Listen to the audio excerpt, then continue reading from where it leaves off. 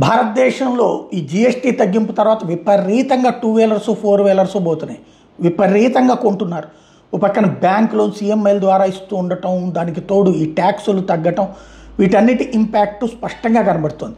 ఈ నేపథ్యంలో Toyota, Honda, Suzuki లాంటి అంతర్జాతీయ సంస్థలు విదేశాల్లో తయారు చేసి ఇక్కడికి పంపిస్తాం కంటే మేక్ ఇన్ ఇండియాలో భాగంగా, మేడ్ ఇన్ ఇండియాలో భాగంగా అవసరమైతే ఇక్కడే ఏర్పాట్లు చేసుకోమని ఇచ్చినటువంటి ఆఫర్ని వినియోగించుకుంటూ $11 బిలియన్ పెట్టుబడి భారతదేశంలో పెట్టడానికి ముందుకొచ్చాయి. ఏకంగా $11 బిలియన్.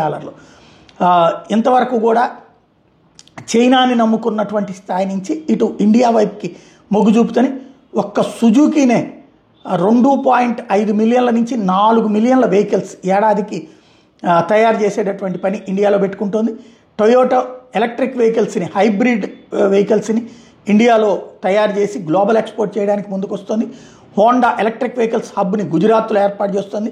5 లక్షల వెహికల్స్ 2030 నాటికి ఇక్కడ తయారు చేసి విదేశాలకి అమ్మడంతో పాటు భారతదేశంలో అమ్మాలని చూస్తుంది.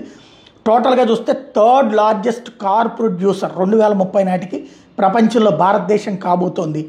భారీ ఎత్తున నరేంద్ర మోడీ తీసుకొచ్చినటువంటి సంస్కరణలు, అట్లాగే దేశంలో వచ్చిన మార్పులు ఉపయోగపడుతున్నాయి.